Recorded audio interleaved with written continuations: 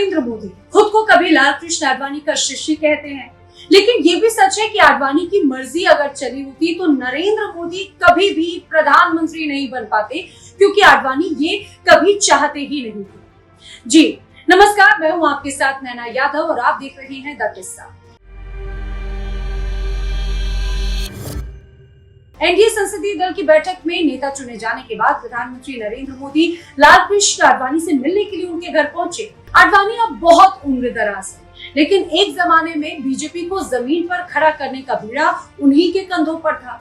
नरेंद्र मोदी की कहानी में आडवाणी की कहानी भी एक ऐसे ही किस्से के रूप में दर्ज है, जो न केवल दिलचस्प है बल्कि देश की सियासत को बदलने वाला मोड़ भी है। 1987-88 में नरेंद्र मोदी को संघ से बीजेपी में डेपुटेशन पर भेजा गया था और इसी दौर में आडवाणी 1984 की जबरदस्त हार से उबरने के लिए पार्टी को खड़ा कर रहे थे। आडवाणी ने मोदी को पार्टी की गुजरात इकाई का ऑर्गेनाइजिंग सेक्रेटरी भी बना दिया। 1989 में आडवाणी पहली बार लोकसभा का चुनाव जीते, लेकिन जब 91 में फिर से चुनाव हुए तो आडवाणी ने मोदी से गुजरात में एक सुरक्षित सीट खोजने को कहा।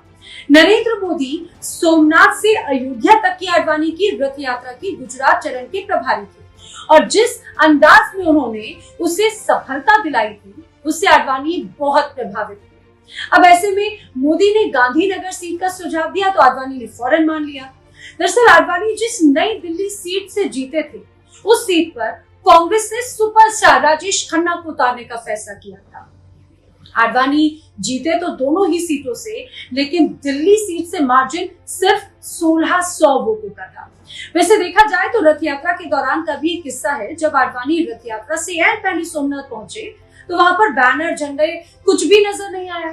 तब ऐसा लगा कि रथ यात्रा तो भाई फ्लॉप होने वाली है। लेकिन अगले दिन जब रथ यात्रा शुरू हुई तो आडवाणी और प्रमोद महाजन दंग रह गए।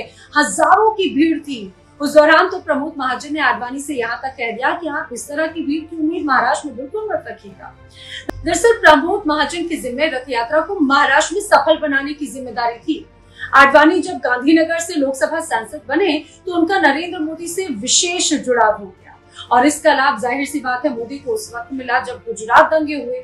उसके बाद प्रधानमंत्री अटल बिहारी वाजपेयी चाहते थे कि नरेंद्र मोदी मुख्यमंत्री पद से इस्तीफा दे, लेकिन आडवाणी इसके बिल्कुल पक्ष में नहीं थे। खैर 2013 में जब मोदी खुद को गुजरात के सीएम के रूप में साबित कर चुके थे और उन्हें प्रधानमंत्री पद का उम्मीदवार बनाए जाने की मांग कार्यकर्ता करने लगे, तब भी आडवाणी इसके खिलाफ थे। जून का ही महीना था, लेकिन साल था 2013 का, जब गोवा के आसमानों पर बादल छाए। इस मौसम में बीजेपी कार्यकारिणी के इरादों पर आडवाणी के इरादे बिजली की तरह बरसे।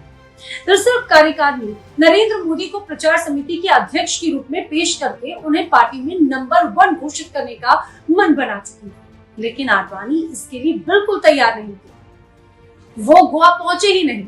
आखिरी वक्त तक दिल्ली एयरपोर्ट पर एक विमान खड़ा रहा कि अगर आडवाणी जाएंगे तो फौरन पहुंच सके। आडवाणी का मानना था कि मोदी के नाम के ऐलान से वोटों का ध्रुवीकरण होगा। वो नाम के ऐलान को बाद में करना चाहते थे और एक लिहाज से 2009 के बाद एक बार फिर अपना दावा वो ठोकना चाहते थे। लेकिन पार्टी के कार्यकर्ताओं का मोदी के पक्ष में दबाव इतना ज्यादा था कि आडवाणी साइडलाइन हो गए। गोवा कार्यकारिणी के एक दिन बाद ही आडवाणी ने राष्ट्रीय कार्यकारिणी, संसदीय बोर्ड, चुनाव समिति तक से इस्तीफा दे दिया। लेकिन तब तक पार्टी मन बना चुकी थी कि भविष्य की राह क्या होगी। और सच ये भी है कि 2014 आते आते लाल कृष्ण आडवाणी भी देश का मूड समझ चुके थे। उन्होंने मोदी को पीएम मान लिया